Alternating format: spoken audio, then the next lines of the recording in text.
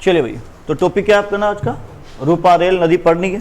गग्गर पढ़ चुके हैं, साबी पढ़ चुके हैं, उसके अलावा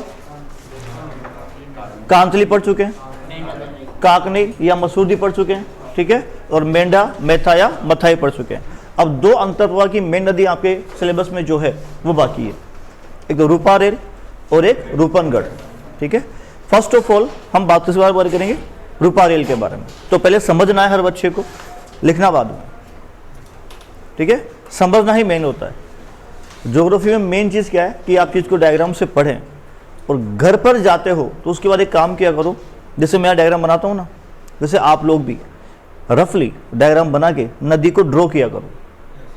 अगर एक बार कर लोगे ना बिना देखे तो लाइफ में भूल नहीं पाओगे। सारे से किया करो, क्योंकि नदियाँ हुआ, भौतिक प्रदेश हुआ, ये टॉपिक ऐसे हैं जो बेटा हर एग्जाम में आते हैं और बड़े टॉपिक भी यही है, ठीक है ना। टॉपिक क्या आज का? रूपा रेल नदी।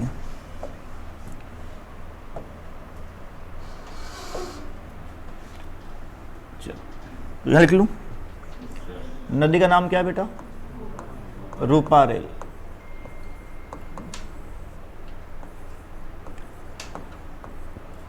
ध्यान रखो, इसके कुछ नाम हैं, ठीक है। इससे आप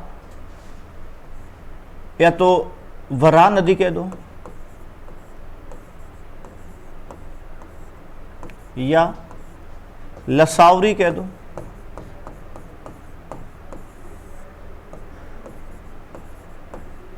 या रूपनारायण कह दो।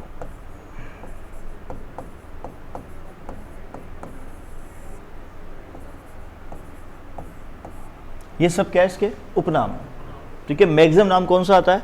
रूपा रेल नदी। ध्यान दो, इस नदी का उद्गम जो होता है, ओरिजिन जो होता है बेटा, ये ओरिजिन होता है आपके उदयनाथ की पहाड़ी है। तो कहाँ पर है पहाड़ियाँ? अलवर में। कहाँ पर है? अलवर में। तो सपोज दैट कि ये यहाँ पे पहाड़ियाँ हैं और ये पहाड़ी किसकी बेटा? उदयनाथ की पहाड़ियाँ हैं। तो ये है आपके पहाड़ियाँ, उदयनाथ की पहाड़ी।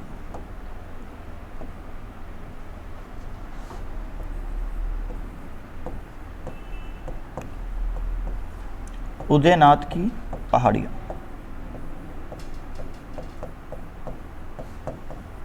कहाँ पर है बेटा? अलवर, ठीक है बेटा। तो यहां से नदी निकलती है इस प्रकार से, ठीक है। अलवर के बाद कहाँ जाती है? भरतपुर में। कहाँ जाती है? भरतपुर में। तो कभी पूछे कि इस नदी का अपवाह तंत्र किन जिलों में? दो में। पहला अलवर और दूसरा भरतपुर, ठीक है, क्लियर। अब देखो आगे, इस नदी पर सबसे पहले तो इंपॉर्टेंट ये है कि इसको बनियो कर लेते हैं थोड़ा। इस नदी किनारे भरतपुर में एक सभ्यता पनपी है, वो है बेटा नौह सभ्यता। कौन सभ्यता है? नौह सभ्यता। आपके एग्रीकल्चर सुपरवाइजर में सभ्यता के नाम पर केवल दो सभ्यता है, पहले कालीबंगा और आहड़। लेकिन नदियां आपके कोर्स में है, तो नदी किनारे जो भी सभ्यताएं पनपी है, जैसे आपने पढ़ी कांतली नदी, सभ्यता कौन सी आई थी? ठीक है। तो ये क्वेश्चन आपके पुटअप हो सकता है कि रूपा रेल नदी किनारे कौन सी सभ्यता पनपी थी, ठीक है। तो कौन सी बेटा? नौ सभ्यता। और नौ सभ्यता जो है ये लोह युगीन सभ्यता है, मतलब इस समय तक लोहे का आविष्कार हो चुका था, ठीक है। इसे क्या आप क्या कहोगे? इसे ये जो सभ्यता है ये क्या है? लोह युगीन।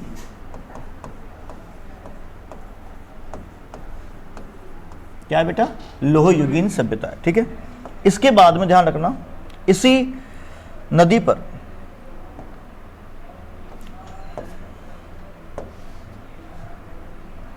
भरतपुर में एक बांध बना है। क्या बना है? एक बांध। अब बांध के बाद पानी क्या होता है? स्टोर होता है, हाँ या ना।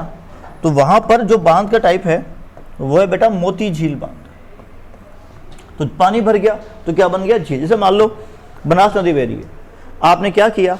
आपने टोंक में टोरा सिंह तहसील में राजमहल के आगे, ठीक है, बीसल जो गांव है, ठीक है, राजा बीसल देव ने बसाया था, उसके वहां पर आपने 2 पहाड़ी बीच में एक बांध बना दिया। बांध बनता है तो पानी रुकता है, जो रुकता है पानी उसे बोलते हैं कैचमेंट एरिया, पूरा प्रवाह क्षेत्र बोलता है।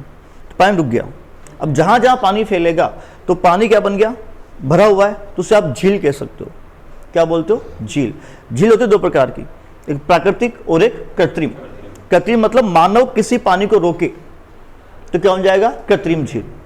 तो जिस भी बांध के बनने से जो झील बनती है वो सब क्या है, कृत्रिम झील। तो यहां भी क्या बन गया, झील बन गई। तो इसे आप मोती झील भी कह सकते हो या मोती बांध भी कह सकते हो, ठीक है। तो ये हो गया आपका मोती झील बांध, ठीक है। अब इस मोती झील बांध से एक नहर निकल रही है,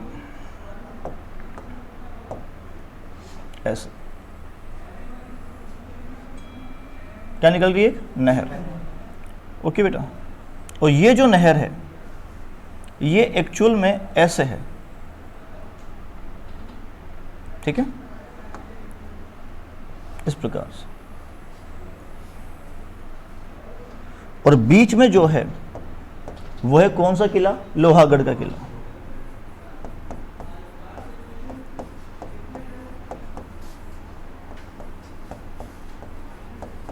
कहाँ है लोहागढ़ किला, कहाँ है, भरतपुर में, ठीक है। तो इस नहर को कहा गया है बेटा सुजान गंगा नहर। क्या कहते हैं इसको, सुजान गंगा नहर। और सबसे इंपॉर्टेंट, ये जो मोती झील बांध है इसे लाइफ लाइन ऑफ भरतपुर कहा जाता है, यानी कि इसे भरतपुर की जीवन रेखा कहा जाता है। जैसे अगर आपसे पूछे कि राजस्थान का कौन सा प्रदेश जीवन रेखा कहलाता है, तो अरावली। क्यों, मैक्सिमम नदियों क्या होता है वहां से उद्गम होता है, ठीक है। तो इस समय जल ही क्या है, जीवन है। ओके, तो यहां पर क्या भरतपुर के लिए इंपोर्टेंट क्या है बेटा, मोती झील बांध, सप्लाई होती जल की। तो लोहागढ़ किले के चारों ओर कौन सी नहर है, कहां से निकलती है, मोती झील बांध से, ठीक है। मोती झील बांध किस नदी पर है, रूपारेल नदी पर। रूपारेल नदी का उद्गम उदयनाथ के पहाड़िया अलवर, अलवर के बाद कहां जाती है, भरतपुर, और आगे जाके लुप्त हो जाती है। क्लियर। कौन सभ्यता पनपी है, नौ सभ्यता। किस युग की है, लोहयुगीन सभ्यता। किस जिले में है, भरतपुर में। लोहागढ़ किले के चारों ओर कौन सी नहर है, सुजान गंगा नहर, ठीक है। तो यह है आपकी रूपारेल नदी। लिखिए इसके बारे में।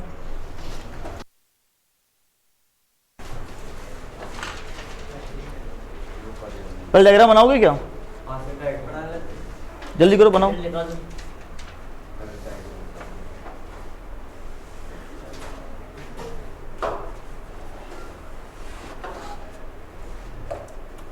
पहले लिखो, डायग्राम बना रहे हो, जैसे आपकी इच्छा। पहले डायग्राम बना लो या फिर लिखाऊं, लिखाऊं पहले, ठीक है। लिखो, लिखो हेडिंग रूपारेल नदी।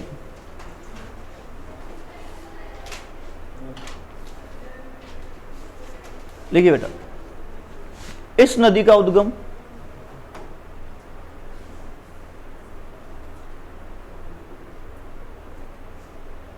उदयनाथ की पहाड़ी, इस नदी का उद्गम उदयनाथ की पहाड़ी अलवर से होता है, अलवर से होता है, ठीक है। लिखिए आगे, यह नदी अलवर व भरतपुर में प्रवाहित होती हुई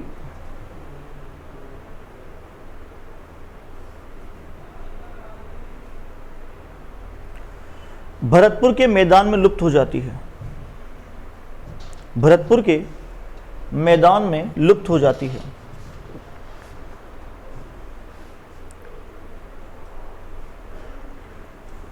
लुप्त हो जाती है,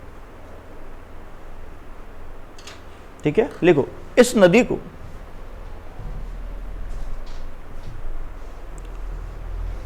रूपनारायण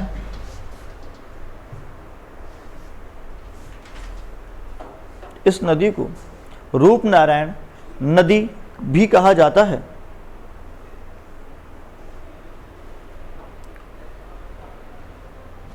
तथा साथ ही साथ इसे वराहा नदी, साथ ही साथ इसे वराहा नदी अथवा लसावरी नदी भी कहा जाता है। वराहा नदी तथा लसावरी नदी भी कहा जाता है।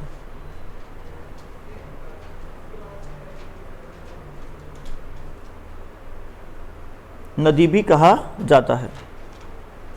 ठीक है, स्टार लगाओ। इस नदी किनारे भरतपुर में नोह सभ्यता पनपी थी। नोह सभ्यता पनपी थी। नोह सभ्यता पनपी थी। लाइन चेंज स्टार करो।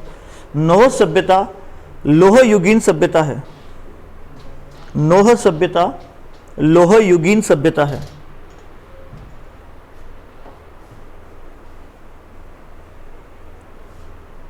ठीक है, लाइन चेंज करिए, लिखिए आप लोग। इस नदी पर भरतपुर में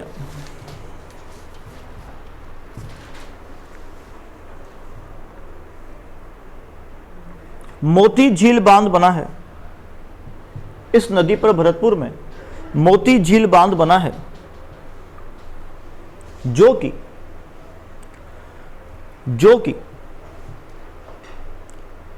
लाइफ लाइन ऑफ भरतपुर यानी कि भरतपुर की जीवन रेखा कहलाता है। जो कि लाइफ लाइन ऑफ भरतपुर अथवा भरतपुर की जीवन रेखा कहलाता है। ठीक है बेटा, चलिए लिखो आगे। इस मोती झील बांध से,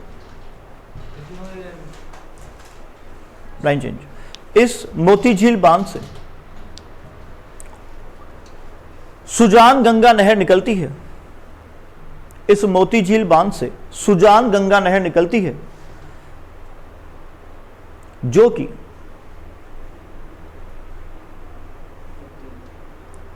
लोहागढ़ किले के चारों ओर है। जो कि लोहागढ़ किले के चारों ओर है।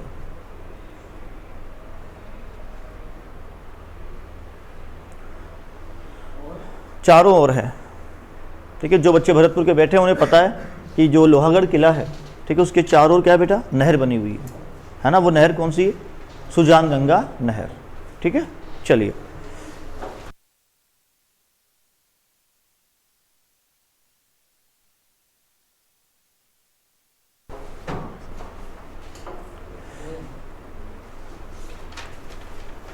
चलिए आगे नेक्स्ट।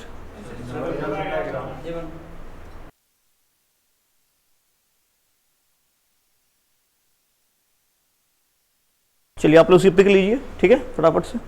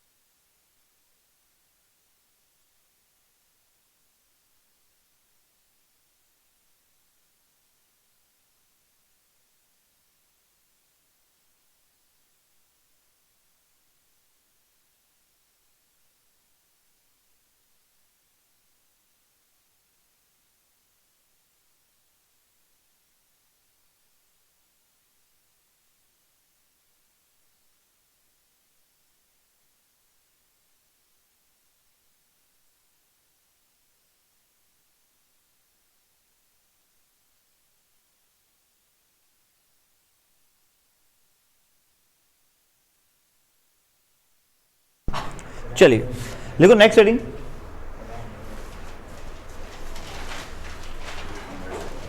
करें आगे, देखो नेक्स्ट नदी रूपनगढ़ नदी।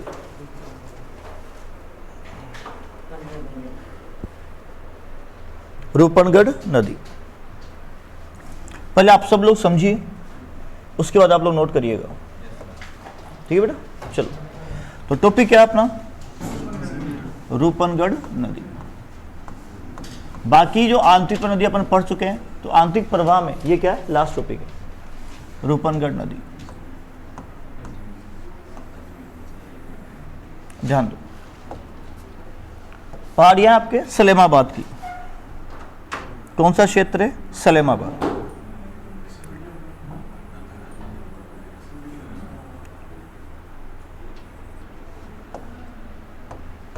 ठीक है, तो ये है आपके सलेमाबाद। कहां पर आता है बेटा ये, अजमेर में। कहां पे आता है, अजमेर में। यहां से निकलती है नदी इस प्रकार से, और दो जिलों से संबंधित है। पहला तो अजमेर और दूसरा जयपुर। कहां पर, जयपुर। अब यहां पर ये नदी एक झील में आके जा गिरती, किसमें, झील में जा गिरती, और वो झील जो है वो क्या है बेटा, सांभर झील। तो झील कौन सी है, सांभर। ओके, तो ये है आपके सांभर झील।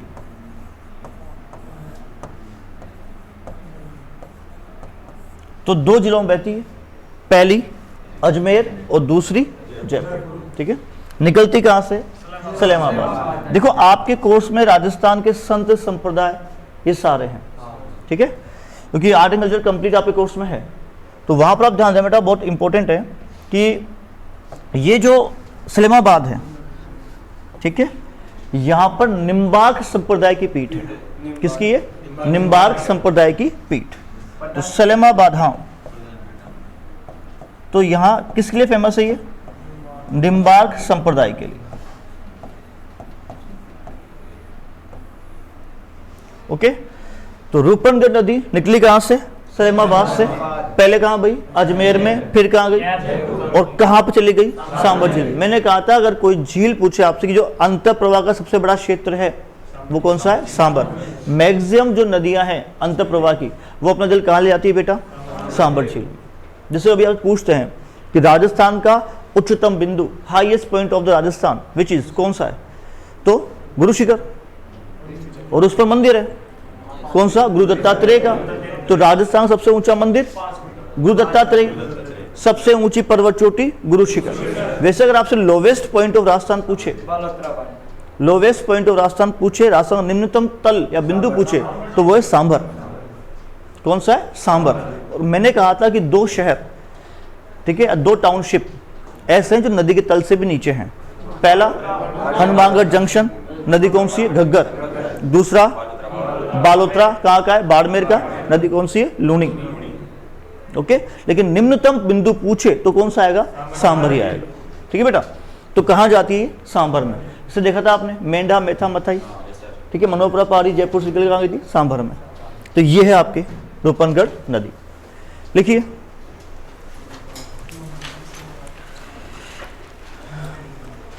चलिए लिखो, इस नदी का उद्गम, इस नदी का उद्गम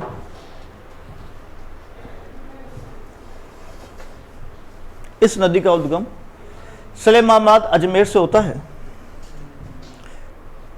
सलेमाबाद अजमेर से होता है, ठीक है। यह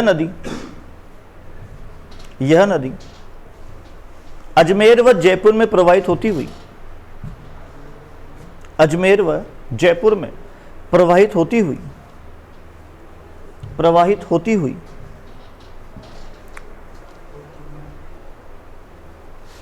सांभर झील में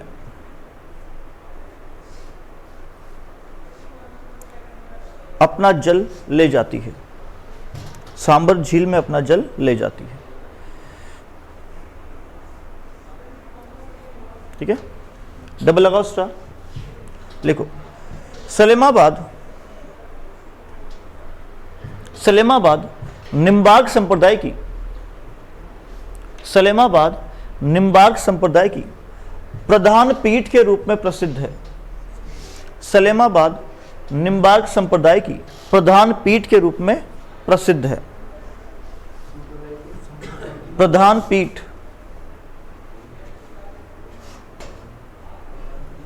के रूप में प्रसिद्ध है। यहाँ एक मंदिर भी तो है, चांदी।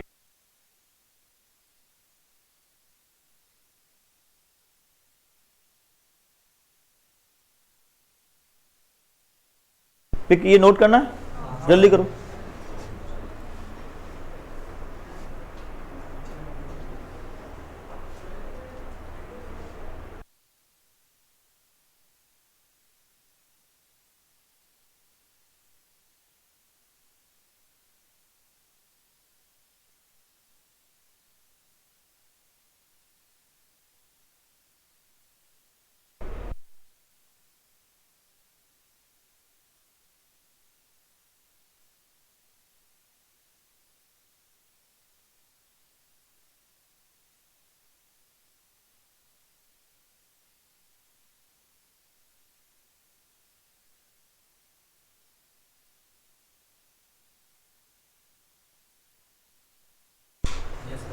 ठीक है, अब हम जाते हैं, देखो आंतरिक प्रवाह हमने कंप्लीट कर लिया। ठीक है, कितना परसेंट है आंतरिक प्रवाह राजस्थान कुल अपवाह का? 60% है। ठीक है, मुख्य नदी घग्गर, घग्गर के बाद कांतली, उसके बाद काकने या मसूरदी, ठीक है, साबी, मेंढा, मेथा या मथाई, उसके बाद रूपनगढ़ और रूपारेल। ठीक है, ये मेन नदियां। अब आते हैं अपन किस पर? अरब सागरीय अपवाह तंत्र पर। जो मैंने कहा था राजस्थान के कुल अपवाह का कितना परसेंट है? 16%। कितना परसेंट है भाई? 16%। ठीक है, तो हेडिंग है आज की आपके राजस्थान का अरब सागरीय अपवाह तंत्र।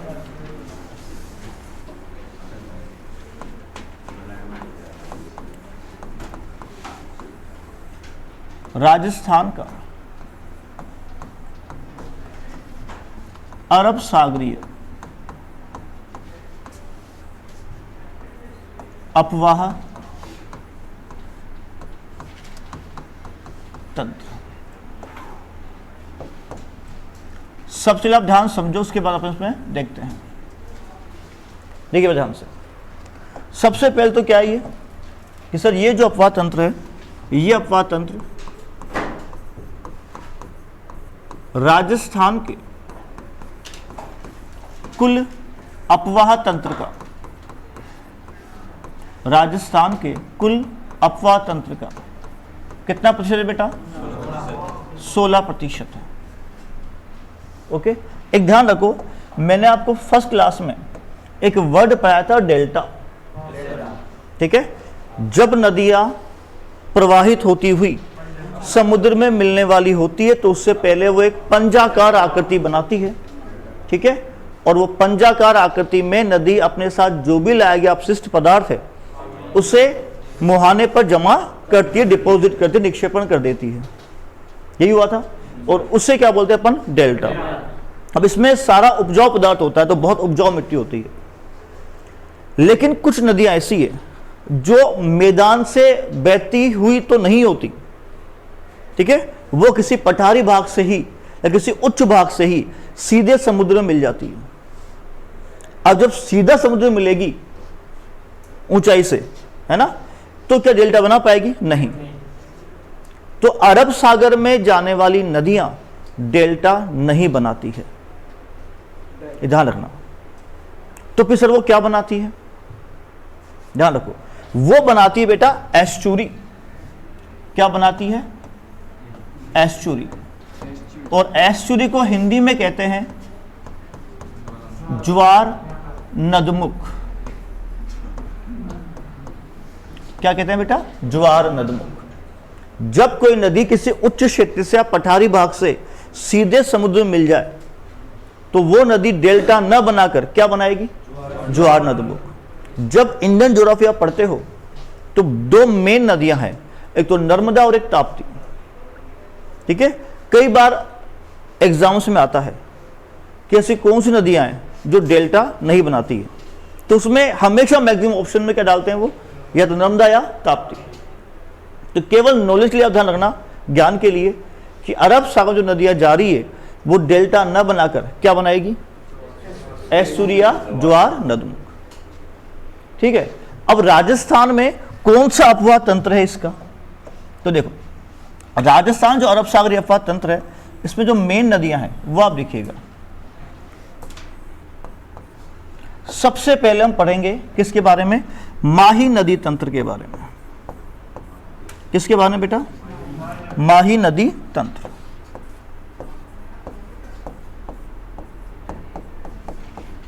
उसके बाद हम देखेंगे लूणी नदी तंत्र।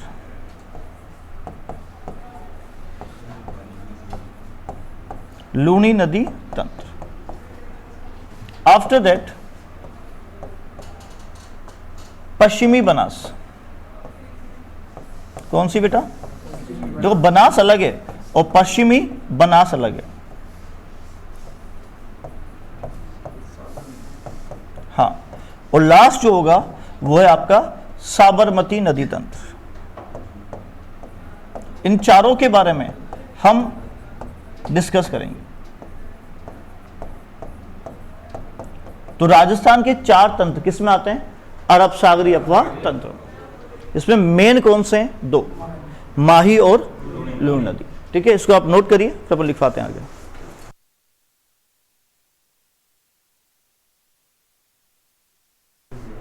एस्चुरी क्या बेटा,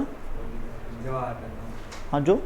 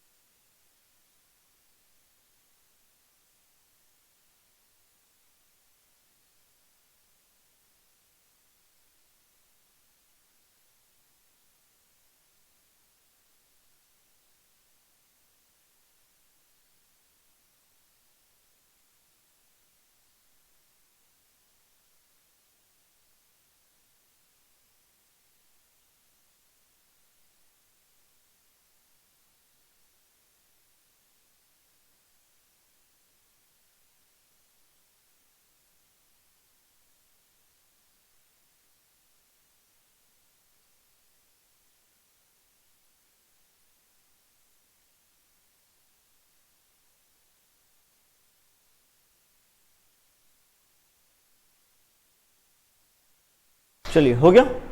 चलो अब देखते हैं आगे। नेक्स्ट रहेंगे आपकी कौन सी बेटा, माही नदी तंत्र।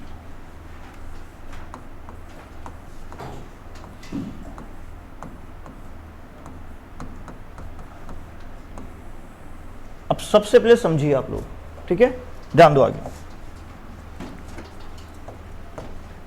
ये मानो कि ये राजस्थान का दक्षिणतम भाग है।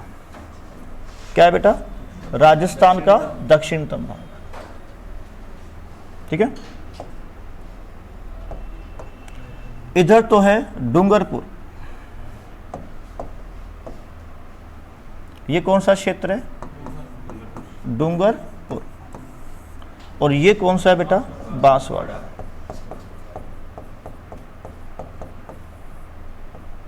ठीक है, अब ध्यान समझिएगा, इधर एमपी है। क्या इधर, एमपी। एमपी में एक झील आती है जिसका नाम है बेटा मेहद झील। कौन सी झील, मेहद झील।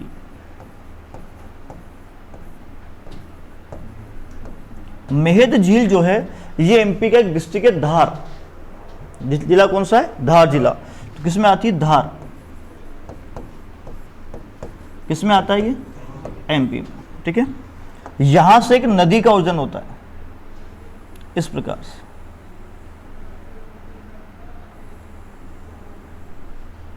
ठीक है, और जहां से राजस्थान में प्रवेश करती है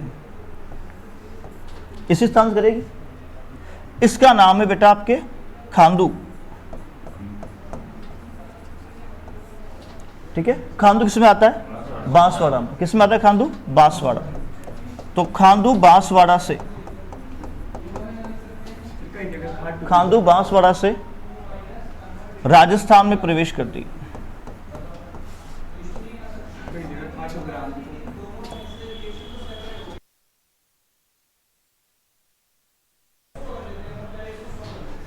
राजस्थान में प्रवेश करती। ओके, चलो इसके बाद ध्यान दो, नदी आगे जाती है ऐसे,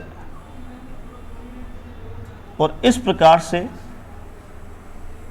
अंग्रेजी का उल्टा यू बनाकर, कैसे बेटा, अंग्रेजी का उल्टा यू बनाकर कहां चल जाती है? गुजरात में। कहां जाती है? गुजरात में।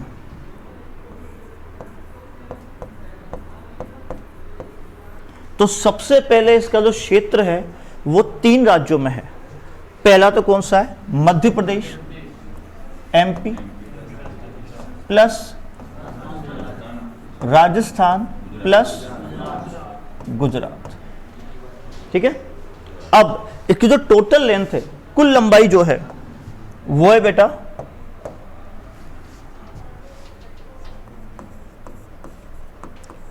कुल लंबाई 576 किलोमीटर। कितनी है? 576। राजस्थान में जो लंबाई है वो है बेटा 171 किलोमीटर। कितनी है? और राजस्थान में केवल कहां बहती है? बांसवाड़ा और डूंगरपुर। अब ये ध्यान दो कि इस क्षेत्र को विशेष रूप से अपन क्या कहते हैं? वागड़। वागड़ कौन सा? डूंगरपुर बांसवाड़ा का। ठीक है। तो इस नदी को कहा जाता है वागड़ की गंगा। क्या कहते हैं इसे? वागड़ की गंगा। पहली बात तो ये। दूसरा, ये जो प्रतापगढ़ का क्षेत्र है, यहां पे क्या है? प्रतापगढ़। इधर क्या है? प्रतापगढ़। क्या इधर? प्रतापगढ़। तो प्रतापगढ़ ये वाला क्षेत्र जो है बीच का, इसे कहा जाता है काठल। क्या कहा जाता है? काठल। ठीक है। तो इसे काठल की गंगा भी कहा जाता है। काठल की गंगा। अब ये जो डूंगरपुर बांसवाड़ा है, ये आपके ट्राइब्स क्षेत्र है। आदिवासी जो समुदाय है वो यहां पे रहते हैं। तो आदिवासियों के लिए ये पवित्र नदी है। ठीक है। तो इसे क्या कहा जाता है? आदिवासियों की गंगा। क्या कहते हैं इसे? आदिवासियों की गंगा। अब देखिए बेटा, ये जो राजस्थान है उसका दक्षिणी भाग है, तो इसे दक्षिणी राजस्थान की गंगा भी कहा जाता है। ठीक है। तो या इसे क्या कहेंगे? दक्षिणी राजस्थान की गंगा। हो गया।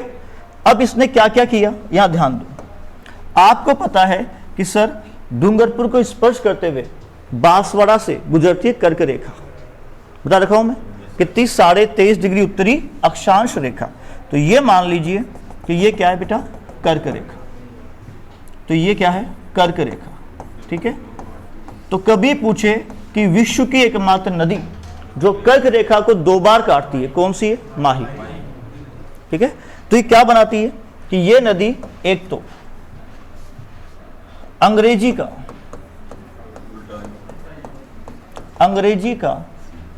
उल्टा क्या बनाती है? यू बनाती है। ठीक है। दूसरा क्या है बेटा?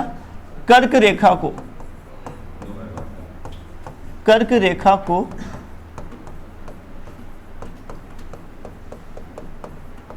दो बार क्या करती है? काटती है।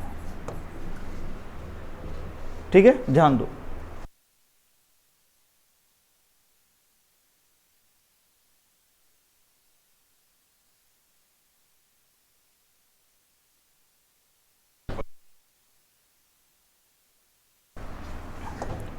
देखो आगे। अब इस नदी पर ध्यान दो। एक तो नदी आती है प्रतापगढ़ से। ठीक है। वो तो है बेटा जाखम। कौन सी नदी है? जाखम नदी। और एक उदयपुर से आती है। कौन सी है? सोम नदी। कौन सी है? सोम नदी। ठीक है। अब ये जो सोम और जाखम है, ये जहां मिलते हैं वो बेटा नौटापारा गांव है। गांव कौन सा है? नौटापारा। और वहां पर किसने? संत माऊजी ने वेणेश्वर धाम की स्थापना की थी। ठीक है, तो यह कौन सा है? वेणेश्वर धाम। कौन सा है बेटा? ये वेणेश्वर धाम। ठीक है, और गांव पूछे तो गांव कौन सा है? नौटापारा। और जिला पूछे तो जिला कौन सा है? डूंगरपुर। ठीक है, और यहां पर हर साल माघ पूर्णिमा को क्या लगता है? मेला। और उस मेले को ज्यादा जो जनजाति आती है वो कौन सी है? भील जनजाति। कौन सी है? भील। ठीक है, तो यहां पर क्या होता है? माघ पूर्णिमा को क्या लगता है? वार्षिक मेला। और उस मेले को क्या कहा जाता है? आदिवासियों का कुंभ कहा जाता है। और कौन सी जनजाति आती है? भील जनजाति उसमें सर्वाधिक क्या करती है? पार्टिसिपेट करती है। ओके, तो नदी का उद्गम कहां से हुआ? मेहत झील। किन किन राज्यों में बही? पहला एमपी, दूसरा राजस्थान और तीसरा गुजरात। कुल लंबाई 576। राजस्थान में लंबाई 171। क्या क्या कहते हैं इसे? वागड़ की गंगा या काठल की गंगा या दक्षिण राजस्थान की गंगा। त्रिवेणी संगम कहां हुआ? वेणेश्वर धाम। कौन सा गांव? कौन सा जिला? डूंगरपुर। कब भरता है मेला? उस मेले में सबसे ज्यादा कौन सी जनजाति आती है? और इस मेले को क्या कहा जाता है? आदिवासियों का कुंभ। क्लियर? इसको नोट करो यहां तक सारे बच्चे।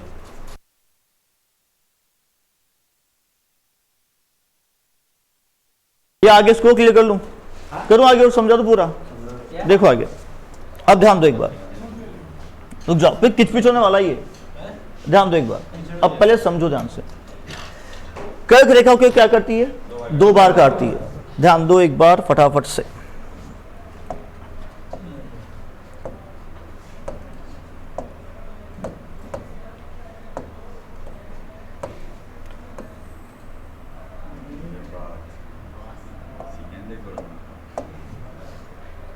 सपोज करो पृथ्वी, क्या ये? पृथ्वी। ठीक है, इसके बीच में हमने एक अक्षांश रेखा खींच दी और उसे नाम दे दिया 0 डिग्री अक्षांश। क्या नाम दे दिया? 0 डिग्री अक्षांश। इसे हम क्या कहते हैं बेटा? भूमध्य रेखा। क्या कहते हैं इसको आप? भूमध्य रेखा या विषुवत रेखा। इंग्लिश में क्या कहते हैं इसको? इक्वेटर। और सभी अक्षांश देशांतर में सबसे लंबी रेखा यही है। तो इसे क्या कहा जाता है? इसे बेटा ग्रेट सर्किल या महान व्रत भी कहा जाता है। ओके, उसके ऊपर देखो, यहां पर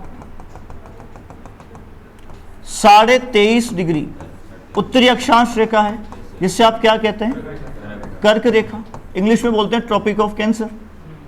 और यहां पर है 23.5 डिग्री दक्षिणी अक्षांश रेखा, जिसे अपन क्या बोलते हैं? मकर रेखा। इंग्लिश में ट्रॉपिक ऑफ कैप्रिकॉर्न। अब जो मैंने बताया आपको, कभी पूछे कि विश्व की एकमात्र नदी जो कर्क रेखा को क्या कर रही है?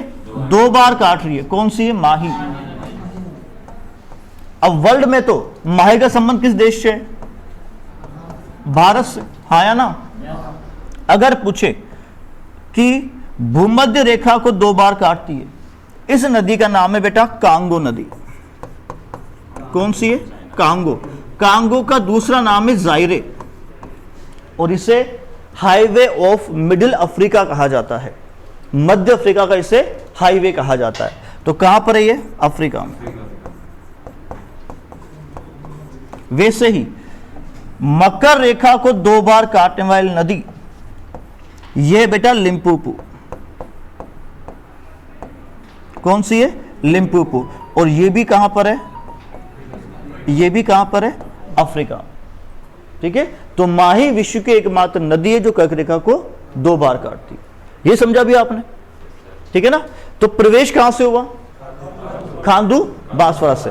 अब कल अपन क्या पढ़ेंगे इसके बारे में, किस पर कौन कौन से बांध बने हुए हैं, इसकी कौन कौन सी सहायक नदियां हैं, क्योंकि ये तो मेन सहायक नदियां हैं। बाकी लाखन भी तो है, अनास भी तो है, ठीक है, आपके इरी भी तो है ना, चाप भी तो है। ये सब क्या है? सहायक नदियां। फिर पढ़ेंगे सारी परियोजना कौन कौन सी है। एक बार सवाल आया था कि माही बजाज सागर परियोजना या माही परियोजना किन राज्यों की परियोजना है? तो वो है बेटा राजस्थान प्लस बस, हाँ, और 45% ऐसा किसका है? राजस्थान। ठीक है, सवाल ऐसे भी आते हैं। कई बार सवाल ऐसा आता है कि ऐसी कौन सी नदी है जो राजस्थान में माही की पहली सहायक नदी है, या राजस्थान में अंतिम रूप से मिलने वाली माही में सहायक नदी कौन सी है? सवाल ये बनता है आपके, ठीक है। फिर अपन कहां चलेंगे? इस पर बने बांधों पर, उसी में हम सहायक नदी के बांध पढ़ेंगे। उसी में आएगा आपका राजस्थान का सबसे लंबा बांध, कौन सा? माही बजाज सागर बांध। फिर आएगा राजस्थान का सबसे ऊंचा बांध, कौन सा? जाखम बांध। तो सब डिस्कस कब होगा? कल। ओके, चलिए इसको नोट करिए आप। Thank you so much.